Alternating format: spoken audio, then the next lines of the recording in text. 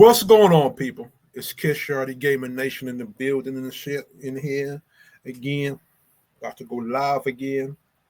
Let me fix up my hat. Oh, record this video here. Okay. Put on my hoodie. Put on my hoodie. Hoodie or no hoodie? And put on my hoodie. Keep on my hoodie. Anyway, remember to like, share, subscribe to the video.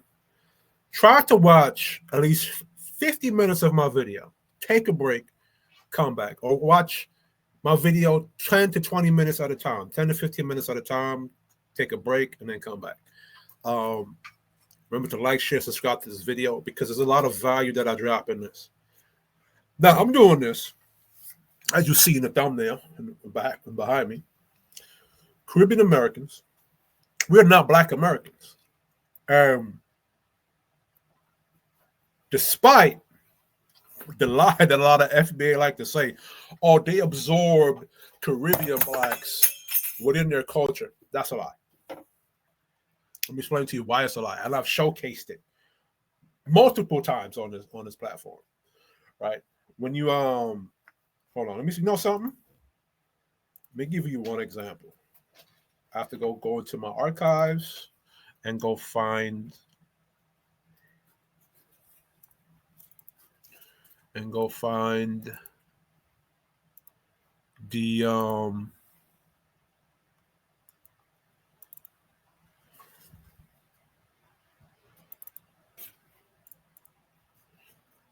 can I find it?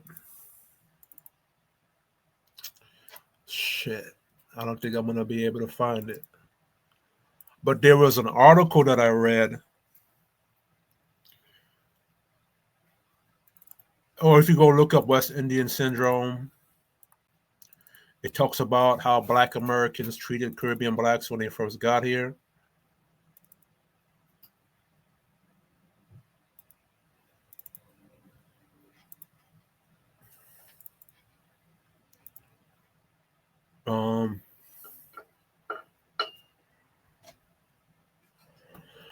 But basically, like, and y'all could go look at my past videos. I'm gonna post. You know, I'm just gonna post them in my description. Right?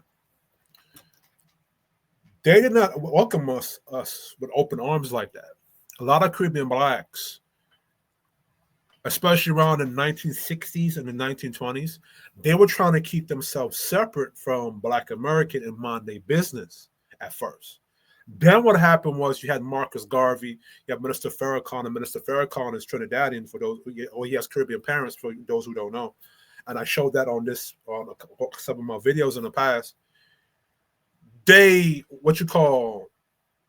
shamed, or was like, because, Marcus Garvey was about unity amongst Black people. So was the Nation of Islam or the NOI. And if you go look at the movie Godfather of Harlem, there were a lot of Caribbean Blacks. If you go look up Hoodlum, that showcased Bumpy Johnson, what's her name? The queen that he was fighting for, right? She was Haitian, and then she had a Caribbean bodyguard. So there are plenty of Caribbean Blacks here in America fighting Europeans, especially out here in New York during the Harlem Renaissance during that time, right? But what happened is that when you get to the 1960s, what I would admit is that a lot of Caribbean Blacks wanted to stay separate from Black Americans. They wanted to just mind their business and ground and work, right? Get a piece of the American pie. And what happened at the time, because, Black unity and Black solidarity and these things, they got shamed into assimilating into Black American culture. You see what I'm saying? And what happened was, because of that assimilation into Black American culture, whatever contributions we made to the space, it gets labeled Black American or African American. For example, Harry Belafonte, and for example, John Brown Russwurm. John Brown Russwurm, which I did a video about on the channel, he started the Freedman Journal. Go look up John Brown Russwurm. Go look up the person who started Chicago, who was a Haitian. Go look. I did all of that on the channel. So what they call in it is participation, not contribution, which is disrespectful, right? So a lot of Caribbean Blacks, y'all can correct me if I'm wrong. We didn't just assimilate into their culture like that by choice. It was by shaming and guilt tripping us into the culture, right? Then when you get to the 80s and the 90s now, Flatbush banana boats, all the name calling, all the making fun of our accents and the way we talk, the patois we like to use, all of that took place in the 80s and the 90s. So we were never truly accepted, and we were gatekept. And I went through that on here. The video what I talked about was Marcus Garvey truly accepted by Black Americans. I pointed out there were a lot of churches, there were a lot of Black leaders and politicians that did not like Marcus Garvey or did not like Caribbean Blacks in their movements or civil rights movements. They were just using us as cannon fodder. You see what I'm saying? But we were really never accepted like that. When I talk about Kwame Ture, who was Trinidadian. You see what I'm saying? And push Black power. And coined the phrase Black power. So we were truly never accepted. And I'm going to stand on business, and I've been standing on business for a minute now, right? When it comes to Black Americans, a lot of the issues you see them going on with on YouTube, I don't do videos about.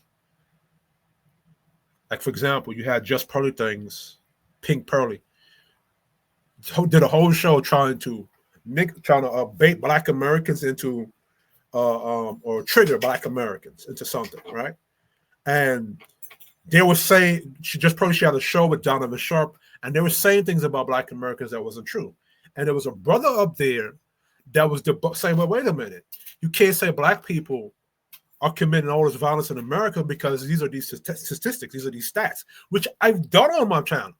I've done a recent video about white fatigue, and I broke down the different stats, where they're getting the data from, and they completely ignored the brother.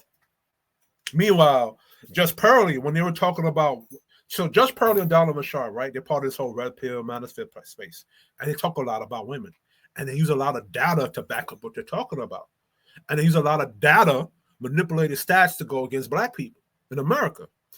And every time a Black person uses data like I did to showcase, no, that was wrong, they say our data don't matter, but their data does. And I've done that on my panel and platform, right? And I can show you right now comment sections of white people disagree with me, regardless of the fact that I showed the stats. But guess what I recognize? I'm an outsider, a musty tether, as they call. Why would I get myself in the business of Black Americans? They should be able to defend themselves. See what I'm saying? They should be able to fight their own battles, and we should not get involved into that. Because what I'm going to be doing, if I decide to go make a video about white American fatigue or Just Pearly, I'm adding my Caribbean intuitiveness, my Caribbean energy into that space. And it's going to get absorbed into their space, and it's going to say Black American. And then if I point out that I'm a Jamaican now, they can call me a musty tether. So I am not going to allow my essence and my talent or my ability to be absorbed into a space that doesn't want me there. Because I could speak on Charlie Kirk, I could speak on all that, but they're talking about Black Americans. They're not talking about Jamaican Americans or Haitian Americans or Trinidadian Americans, right? And rightfully so. We should not involve ourselves in that. Mind our business. You feel me? Step ourselves up into the American space, because we don't have to be Black American. We can be Jamaican American, Haitian American, or Trinidadian American. Just like you have Italian American, Jewish American, Russian American, Ukrainian American. These are all immigrants that migrated here legally, the legal process, and are contributing to the American space. So Jamaicans can do that same thing. All right? And here's the presentation. Let's go to it. Caribbean descendant, Black in America, Jamaican, Haitian, Trinidadian, Barbadian, and others must evolve into their own cultural lane, because the historical and present-day dynamics of Black America have never fully integrated us, often require us to dilute our own identities for acceptance, and frequently erase our contributions after the fact. To preserve our lineage and protect our distinct cultures and build our own political and economic interests, we need to separate our identity not out of division, but out of self-respect, clarity, and long-term strategy. And this is why I agree with FBA doing what they're doing. They should do that. You know what I'm saying? They should do that. And we should do the same. We should have been done the same. The problem is that when we was trying to do it, they accused us of being white sympathizers and y'all support the white man, this, y'all don't want to be like us. A lot of other Caribbean Blacks, correct me if I'm wrong, who in your 60s and your 50s, and you was here at those times in East New York, Brooklyn, right? Let's go into it. Point one. To fit in, we had to lose pieces of ourselves. Caribbean people were pressured to be Black American to avoid conflict. See, we were pressured to assimilation. It wasn't by choice. Accents were dropped, cultural practices were hidden, our food, slang, or spirituality and customs were downplayed so we wouldn't be targeted as foreign, because that's what they called us. We weren't black, we were foreign. This is Black Americans saying this to a Caribbean Black who's dark-skinned. You're not black. You're foreign Black. It was said in the motherfucking movie series Luke Cage, the second one, the second season. Remember the meeting between Mariah, the Cuban, the Jamaican, and the Southern American? He was said, I'm not a Cuban smoking Black or a ganja smoking Black. No, black, not foreign Black. He said it. So, right, many of us learned to perform Black American identity because that was the only identity allowed. Because, right, we were teased by Caribbean Blacks. I remember having to fight Black Americans growing up in East New York, Brooklyn, and Queens, throwing hands. Right? But now in 2025, and then when we talk about it, Black Americans put that off as now we was just joking or jonesing. But if a white person called them a watermelon face or pork juice sandwich or whatever racial joke, it's racist to them. Or if Caribbean Black says you're a lazy Black American, they look at that, oh, y'all shaming us. Look how y'all treat us. But look how you were treating us. You were calling us flatbush banana boats, not as a joke, but to make fun of our culture. And to stereotype us. That sounds like acceptance and embracing of other Black identities into your Black identity to you? I don't think so. We're being accused of cosplaying, despite the fact that we had to assimilate to survive in the environments we grew up in. That contradiction is proof. We were never accepted as ourselves, only as copies. You never accepted Jamaican Blacks as Jamaican Blacks. You only accepted us if we assimilated to you or adapted to you. And then you get mad when you go to Jamaica and Jamaicans say, well, you have to absorb into our culture or adapt to us. Because we have to do that when we come here to you. When we have to go foreign and we have to come into Black America, we got to absorb ourselves into y'all or y'all will not accept us. So stop telling that fucking lie that you just hugged us up and embraced us. Right? So now when you go to Jamaica or Trinidad, you have to respect their culture, just like we got to respect your culture. Ben had to respect your culture. Ben had to do it.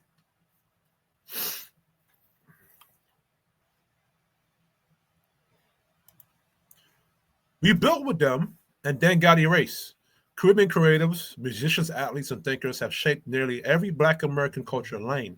Reggae, dancehall influence on hip-hop, Haitian and Trinidadian spiritual rhythmic influence on jazz, Caribbean intellectuals influence on Black radical thought, Jamaican Trinidadian presence in New York and early hip-hop scene, massive contributions in politics, medicine, and entrepreneurship. And yet, when we highlight our heritage, people get offended. Why? Because it reveals that Black American culture is partly a hybrid created with Caribbean input, not a closed system. To avoid that truth, our contributions get relabeled as African American and we get sidelined. We're punished for blending in, but attacked if we stand out. Current FBA and media and online narratives sometimes label Caribbean Americans as not really Black American, foreigners pretending cosplayers. This is a direct result of old assimilation trap. If we assimilate, you're stealing. If we keep our culture, we aren't being Black American like the rest of us. Either way, we lose, unless we step out of that frame entirely. Separation isn't division, it's direction. I'm not calling for hostility, beef, or disrespect. I'm calling for clarity, boundaries, and long-term power building. Strategy. Reclaim our Caribbean identity fully. Jamaican, Haitian, Trini. We innovate from our roots instead of trying to fit into Black American cultural lanes.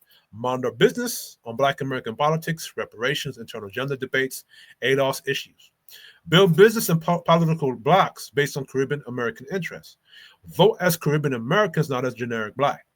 So in other words, on your job application, put Jamaican American, put Haitian American, or just Haitian, or Trinidadian American, or just Caribbean American, right? Strengthen community institutions, churches, shops, networks, and our own cultural identity. Teach our kids their heritage so they're not confused and unwanted in spaces that don't fully embrace them. This is not about running away from Black America. It's about standing on our own 2 feet, just like every other different immigrant group. From the Indians, you go down Long Island, you go into Nassau County, they have their own enclave over there. Haitians, they got a big enclave over there. If you go deeper into Long Island, you see the Mexican groups. When you go to Brooklyn, you see a Red Caribbean enclave. You go to Little Haiti, same thing over there in Florida. Come on. Caribbean Blacks in America, Jamaicans, Haitians, Trinidadians, and Bajans. It's time for us to evolve into our own lane, not out of hate, out of history and strategy. Because the truth is, we were never fully accepted into the Black American identity. Not in the late 1920s, not into the 1960s, and not now. Black American pastors rejected Caribbean organizers. Civil rights leaders gatekept us. Even working class acceptance had limits. So even the working class Black Americans didn't like us. And I'm going to post a video of the article I'm talking about, right? So in that video, I posted the article on there, right? Black American pastors rejected Caribbean organizers, right? And to survive in American Black spaces, many of us had to give up pieces of our identity, our accents, our cultures, our heritage, just to be seen as Black enough. Now in 2025, the same people are calling us cosplayers. We contribute to their culture, music, politics, creative ideas, but our contributions get erased and rebranded as African American. And the moment we say I'm Jamaican American, people get offended because it breaks the illusion. So it's time to form our own cultural identity in America, time to reroot ourselves in our Caribbean heritage, time to build our own business, our own institutions, and our own political voice. And most importantly, we stay out of ADL's issues, out of Black American social debates, out of their gender disputes, and let them handle their business. We handle ours. This is a division. This is direction. Identity structure, culture preservation. Caribbean Americans, it's time to stand as we are. Not the shadow of another group, but our own people, with our own culture, our own power, and our own future. This means I don't go on platform. I'll watch the panels, but I don't go on the platform. Right?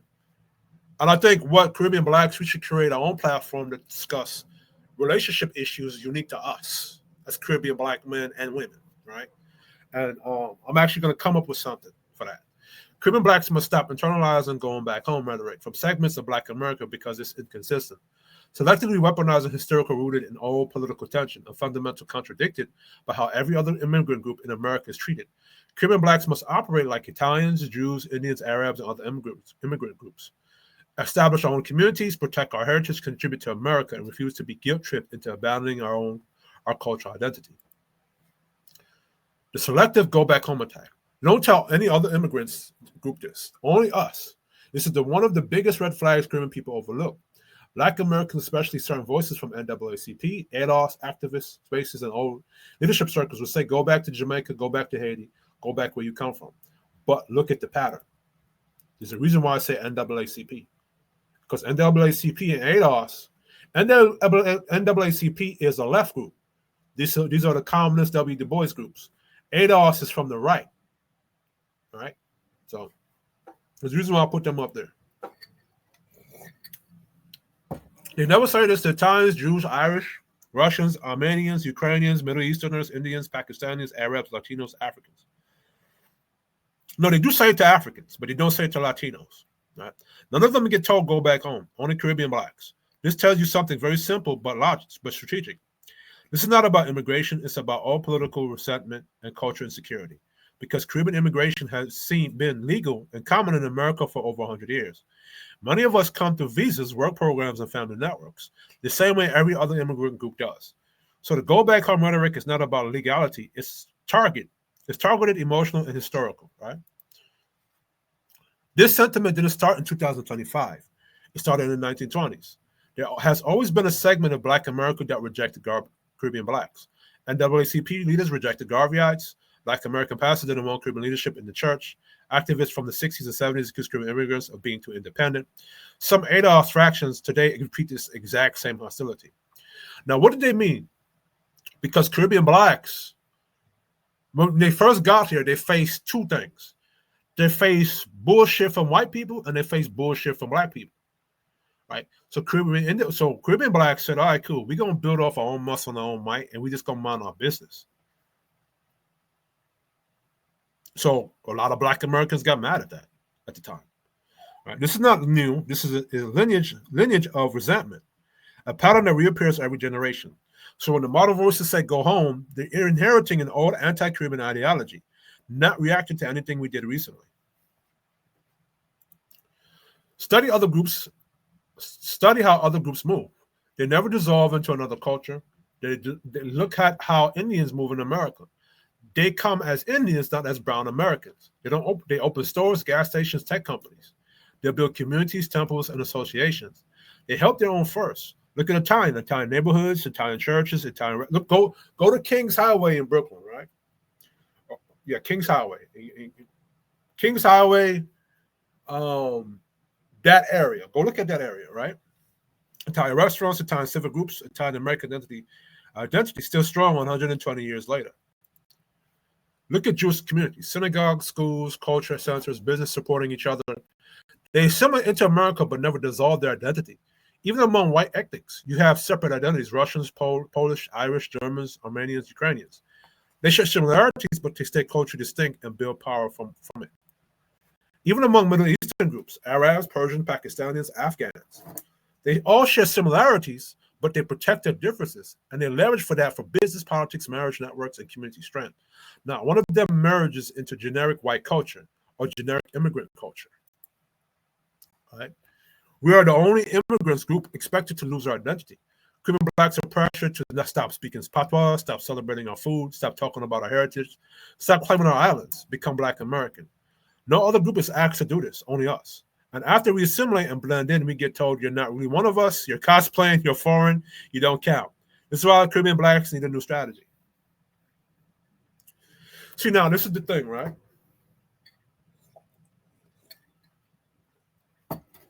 Because back then, you didn't have camera phones. You didn't have any of those things. You can't go. It's like these things are not recorded. They're documented from articles. Like if you go look up the West Indian Syndrome, that's an actual article. You have to go deep dive and find the actual articles that reflect this, and then you have to go listen to what you call anecdotal accounts of what happened to come to this conclusion, right? So you can take anecdotal accounts of what happened, and you can put them together and see if there's a common, consistent theme or talking point amongst them, right? To see if it's true or not. And I keep seeing a consistent theme of Caribbean Blacks saying the same shit I'm saying. And then when I compare that to the articles that's written about it, same thing. You feel me? Separation isn't disrespect, it's survival. Caribbean Blacks in America should build our own communities the same way Italians, Indians, and Middle Eastern groups do. Support our own politically, focusing on Caribbean American interests. Preserve our accents, foods, traditions, religions, and music. Stop trying to fully merge into Black American cultural identity. Continue to contribute to America, but as Caribbean people, not diluted versions of somebody else's culture. So it's an actual blessing that FBA don't want us part of their culture. Right?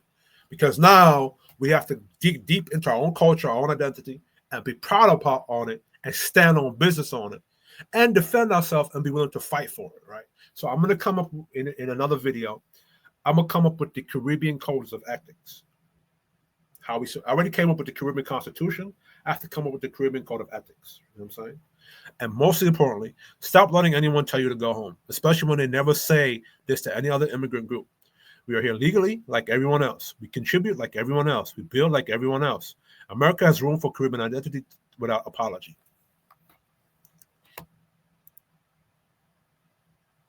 Well, Caribbean Blacks, let me be clear. The only group in America that gets to get told back home by Black Americans is us. Not Italians, not Jews, not Russians, not Middle Easterns, not Indians. Only Caribbean people. And that's because certain Black American leaders from the NAACP to ADOS have never liked Caribbean independence, confidence, or leadership. That's old history repeating itself. But here's the truth. Every immigrant group in America keeps its identity strong.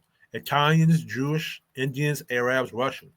They build their own communities, support their own people, and still do business with everybody. Caribbean Blacks should do the same. So don't let anybody guilt trip you out of your culture. Don't let them erase your roots. Don't let them tell you to go home. When they never say that to any other immigrant group. We are Caribbean. We are here legally, and we have the right to exist as ourselves, not as a copy of someone else's identity. Right? So this frees me because I don't have to be a defender of Black Americans, right? Because I used to be. Because whenever Black women get up there, or white people would get up there, and they would talk shit about Black American men, I'm one of the ones in the fight. I'm one of the ones up there defending it. But since y'all don't want me, niggas like me in your space, I'm free from that. And there are plenty of intellectual thinkers like a Mr. Fantastic, an Angry Man, and these people that can better defend you than I. So that actually frees me, and that frees the rest of us from it. You feel me? Caribbean Black immigrants and their descendants in America should boldly assert their distinct national identities and heritage, Jamaican, Haitian, Trinidadian, etc., and leverage those identities as assets for entrepreneurship, economic self-determination, and community building, rather than being subsumed into a broader Black American identity that neither fully embraces them nor honors their origins, right?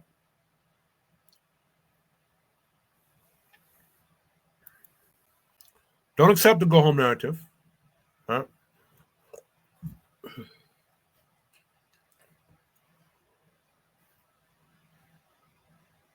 Right. So, I shouldn't see any Black Americans at FBA at Caribbean niggas parties, and I shouldn't see Caribbean Blacks at Black American parties. Caribbean Blacks, we should strictly go to our own parties, our own functions, our own dance hall sessions, our own concerts. So if Vibes Cartel is doing a show, we only go to Vibes Cartel, a Movado show, or Alkaline show. We only spend our money on Caribbean. Study how other immigrants groups operate. Other ethnic groups who migrate to the U.S. establish their own communal networks, business clusters, self-help institutions, hiring within their group, preserving heritage while engaging with the broader economy. Caribbean Blacks can and should adopt that model. Build business, hire Caribbean heritage employees, organize institutions that honor that heritage, right? Being Jamaican, Haitian, Trinidadian, etc. is not a liability to be hidden. It's a cultural and economic asset. You can use your heritage for business branding, community trust, network building, and leverage any specific nationality-based legal tax business benefits where applicable. Don't dilute your identity in order to fit in. Instead, be distinct and proud and let the distinctiveness yield economic value. Right? Be a responsible citizen in the host country while building your own community. Respect the laws and social economic rules of the U.S. or whatever host country, but also hold your own community to high standards. It's a representation when injustice occurs, police brutality. Speak with your own voices. Rally your own community when your community is harmed. Being valuable and law-abiding and accountable raises the respect your community receives from the host society, which strengthens your position. Focus on internal governance and excellence. Don't let the worst behavior in your community set your external narrative. Deal with issues internally, impose standards, uplift images. When a community is seen as strong, self-respecting, innovative, and business savvy, the whole society has less room to dismiss you. Economic redirection, community-first entrepreneurship. Prioritize building businesses, restaurants, gas stations, hotels, service companies that serve your community and hire from your community. Use your national heritage to build trust and brand identity. For example, Jamaican heritage restaurant chains, Haitian cultural services, etc. These foster economic independence and scales your community footprint rather than relying on absorption into someone else's economy. Right? So this is I went looking for what benefits immigrants can have, based on your nationality and whatever. And this is what I find. The U.S. and Jamaica have an income tax treaty, United States-Jamaica income tax treaty, which helps avoid double taxation for individuals, businesses, which ties to both countries. For example, U.S. citizens with Jamaican source income can claim a foreign tax credit or exclusion. Dual citizenship or heritage status can enhance networking, trust, and brand differentiation in the marketplace. Though this is a more a business marketing asset than a form of tax break. Immigrant communities have historically built wealth by forming ethnic business clusters, hiring from their own communities, leveraging cultural branding. This is a valid strategy, though not specific exclusively to nationality. Making sure your community is seen as economically beneficial to the host country. Law-abiding, job-creating, tax-paying can strengthen your collective bargaining power. Big picture, what all these groups are really using. When you see Chinese, Arab, Dominican, Pakistani, etc., running bodegas, gas stations, corner stores, they're usually combining basic U.S. business law. Anybody, citizen, green card, or certain visa types can register an LLC or corporation, get a tax ID, and apply for local licenses. There's no law that says only Arabs can run bodega or only Koreans can own gas stations. So Black Americans, I'm educating y'all too, right? Federal small business programs that are open to any qualified minority or small business. State and city minority disadvantage programs like MWBE certification. Their own internal systems, family money rotating credit, partner, SUSU, HUE, etc., community mentorship and hiring from their own group. That part is cultural and strategic, not written into U.S. law. So Korean blacks aren't blocked by law. We've mostly been underusing the same tools and now building our own type business networks on top of them. Right? Now, the problem with Black people in general is if a Jamaican Black or Black American opens up a store, Black people don't go support that, especially if it's a business like selling sneakers or selling some kind of product, or say you open up a Jamaican or Caribbean electronics store in your community. Everybody, all the Black people, whether it's Caribbean Black or Black American, what they'll do is they will go into that store. I even see this with like food stores or restaurants, and they'll ask for a discount price. They ask for a discount price, or they won't respect the store or any of that. You see what I'm saying? We don't understand that if we expect our culture to grow and our businesses and our culture to grow, we have to support that business regardless of how much they're selling the food for. That's how they're going to grow and maintain for future generations. But as Black people in general, we don't know how to do that. I don't know what that issue is. You feel me? And I've seen this all the time. I've seen this when a Black person opens up a like some kind of detox bar to help Black people. They want a discount. And what Black people will do, you can have an electronics store that the nigga knows how to fix computers. They sell Xboxes. They sell video games. Instead of shopping at that store and paying for that full price, one, they'll ask for a discount, and B, they'll go to a white person's store and buy a full price of those things over there. And so, for example, there could be a video game store right here in Cambridge Heights, sneaker store right here in Cambridge Heights, Black owned, Caribbean Black owned. Instead of Black people going to shop there and paying for the prices there, A, they want a discount, and B, they'll go all the way to Valley Stream, Green Acres Mall, to a GameStop and pay the full price over there, giving Green Acres Mall and that GameStop money. I don't understand this about Black people. But anyway, Small Business Association socially and economically disadvantaged programs. U.S. Small Business Administration has a big program called 8A Business Development Program. It's a 9-year federal program for businesses owned by people who are socially and economically disadvantaged, which includes racial minorities. It gives access to set-aside federal contracts, training, mentoring, and technical assistance, help competing for federal work. A business that qualifies is treated as a small disadvantaged business and can also benefit from other programs like HUB Zone. If you're a Jamaican American or Haitian American who owns the business, you can apply as a Black minority owner. The program does not care whether you're ADOS or Caribbean. It's about race, disadvantage, and small business size. On top of that, there are regular SBA loan programs, 7A 504 microloans that many immigrant-run stores use to get started. This aren't race-specific, but they are a big part of the toolkit, right? To Black Americans, you can use that. Caribbean Blacks, you can use that. So I'm being neutral here, right? A lot of immigrant-heavy neighborhoods survive off CDFI, Community Development Financial Institutions, and similar local lenders. During COVID, nearly 70% of the PPP loans originated by CDFIs went to businesses and minority communities.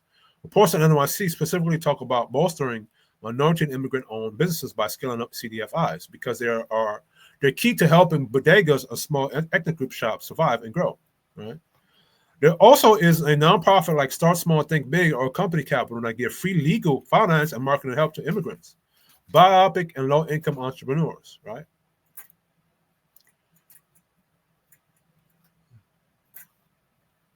right?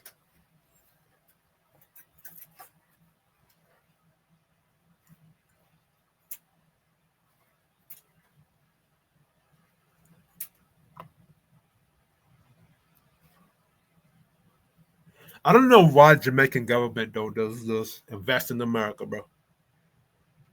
The thing is that us as Jamaicans, we gotta fix our country. There's a lot of goofy shit going on in our country, especially concerning Hurricane Melissa, and I'm gonna speak on that, right? Another couple other videos. So some of those Arab or Chinese stop shop owners may be here on investor or other business friendly visas. Jamaicans can play that game too, right? State and local programs. NYC, New York example. Let's use New York City and New York State as a template. Other big cities have similar setups. NYCM, WBE program, city level. New York City has the Minority and Women-Owned Business Enterprise certification program. Helps minority and women entrepreneurs access city government contracts. When you certify, your business becomes more visible to city buyers looking specifically for MWBEs. NYC agencies can award non-competitive contracts up to $1.5 million directly to certified MWBEs using a streamlined method. New York City government. If you're Jamaican American, Haitian American who owns 51% of that business, you are considered Black minority for this certification. Doesn't matter that you're Caribbean. In fact, that adds flavor to your brand, but legally you're in the minority category. There are also city-level capacity building programs, training networks for MWDBEs run by NYCEDC. Right? New York State has a separate minority and women-owned business enterprise program, right? Created under Article 15A of the Executive Law. So Caribbean black men, if you have a Jamaican woman, right, and she's good at business, you can recommend this to her. Have her make a business, let her run it. You know what I'm saying? And then, especially if it's a Caribbean chick that love you and appreciate you. Don't do this for no Caribbean chick that is full of shit. And I gotta do something about that a video on that too. Right? Have your woman start a business at her house or something, and have her run it. You feel me? Let's help her logically with it. Help give her advice, experience, wisdom, but let her use that advice you gave her to help to run her own stuff. And y'all can make money like that, right? The qualified business must be 51% owned by a minority or women. Now, fewer than 300 employees and meet certain network and control requirements. Again, a Jamaican-owned LLC in Brooklyn can become an NYC and New York State certified MWBE and chase state contracts, construction, food service, cleaning consultation, etc. Just like any other minority-owned firm. Many agencies from New York State, DOT to OTDA, especially push MWBE participation in their contracting. Right? Even specific agencies like NYC Public Schools and NYC Health Department actively encourage MWBEs to become vendors and offer them easier access to bid opportunities. All right, so this is a lot of stuff. Yeah, that's there to be used, bro. Black Americans, you can use this. Caribbean blacks, you can use this. You know what I'm saying? So instead of complaining about what the Dominican or the Latin niggas doing, tap into it. You feel me?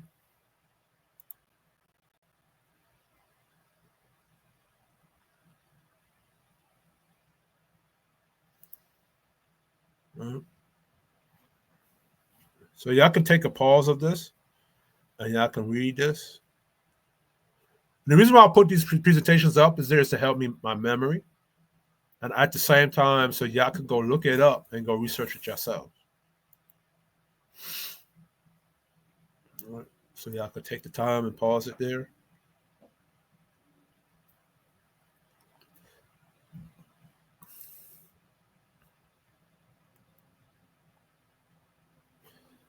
Okay, and that is that. Bottom line, I think it's time we just left Caribbean Black Americans. Black Americans alone, and just be Caribbean Americans here in America. You know what I'm saying? And I'm gonna come up with the Caribbean Code of Ethics, right? Because I don't support Caribbean criminals coming here and fucking it up. I don't support. I don't care who it is, Jamaicans, Trinidadians, Haitians. You come here and you fucking it up for everybody. Send your ass back home, and you should be in jail for the rest of your life or in prison for the rest of your life. That us. All the Jamaican gangs in Jamaica, and you're sitting up there terrorizing your communities, stopping the Jamaican male ability to grow and prosper so he can become an effective human being, productive human being in Jamaican society and across the world. Y'all are the big problem. Big problem. Y'all just as bad as the Jamaican police and the government. Anyway, this is Kish Yardi Nation Gaming. Or Kish Yardi Views and Vlogs. I'm out.